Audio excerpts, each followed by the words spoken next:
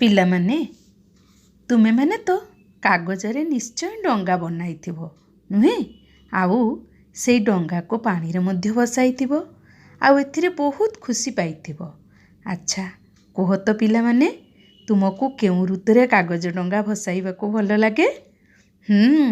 ଠିକ୍ କହିଛ, ତୁମକୁ ବର୍ଷା ଋତୁରେ କାଗଜ ଡଙ୍ଗା ଭସାଇବାକୁ ଭଲ ଲାଗେ ନୁହେଁ? ତେବେ ଚାଲ ନା ଆଜି ତୃତୀୟ ଶ୍ରେଣୀର ଆମ ଭାଷା ଆମ ସାହିତ୍ୟ ବହିରେ ଥିବା ଭାସିଯା ମୋର କାଗଜ ଡଙ୍ଗା ପଦ୍ୟଟିକୁ ଗାଇବା। ତୁମେ ସେଇ ପଦ୍ୟଟିକୁ ମନ ଦେଇ ଶୁଣିବ ଆଉ ପରେ ଅଭ୍ୟାସ କରିବ, ସ୍ୱର ଦେଇ ଗାଇବ। ତେବେ ଚାଲ ଗାଇବା। ପବନ ବହୁଛି ଝିପି ଝିପି ମେଘ ବରଷଇ, ବିଜୁଳି ଚମକେ ଘଡ଼ଘଡ଼ି ଡାକେ ରହି ରହି, କେତେ ମଜା ଲାଗେ ଅଳିରୁ ବରଷା ପଡ଼େ ଝରି, ଫୁଟି ଭାସି ଯାଏ ପାଣିରେ ଫଟକା ଅସୁମାରି, ଭାସିଯା ମୋର କାଗଜ ଡଙ୍ଗା ଭାସିଯା, ଡରି ଯିବୁ ନାହିଁ ଆକାଶରେ ଦେଖି ମେଘବା, ଝୁଲି ଝୁଲି ତୁଇ ଦୂରକୁ ଯା ଭାସି, ଡଙ୍ଗାରେ ତତେ ମୁଁ ମେଲାଣି ଦେଉଛି ହସି ହସି, କାର୍ତ୍ତିକ ମାସେ ବୋଇତ ମେଲାଇ ଦରିଆରେ, ସାଧବେ ଆମରେ ଯାଉଥିଲେ ଦୂର ଦେଶ ପାରେ, ଝଡ଼ ତୋଫାନକୁ ନଥିଲା ତାଙ୍କର ତିଳେ ଡର, ଆସୁଥିଲେ ଫେରି ଆଷାଢ଼ରେ ସାରି କାରବାର,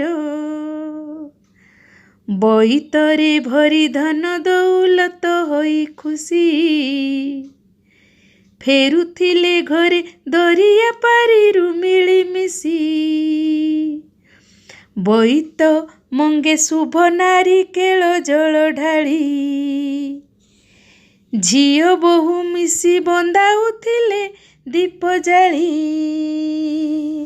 ଯାଇଛି ସେ କାଳ ଆସିଛି ରେ ଏବେ ନୂଆ ବେଳା, ପାରାଦୀପେ ଆସି ଲାଗୋଇ ଜାହାଜ ଭେଳା ଭେଳା, ଅଟକି ଗଲୁ କି କଥା ମୋର ଶୁଣି ଯା ଭାସି, ବିଦାୟ ଦେଉଛି ତୋତେ ମୁହିଁ ଏବେ ହସି ହସି, ଏଇ ହାତେ ତୋତେ ଗଢ଼ିଛି ମୁଁ କେତେ ଭରସାରେ, ଖେଳିଛି ତୋ ସାଥେ ଏହିପରି କେତେ ବରଷାରେ, ଭାସିଯା ମୋର କାଗଜ ଡଙ୍ଗା ଭାସିଯା, ବାଟ ଯାକ କେତେ ନୂଆ ନୂଆ ସାଥୀ ଭେଟୁଥା,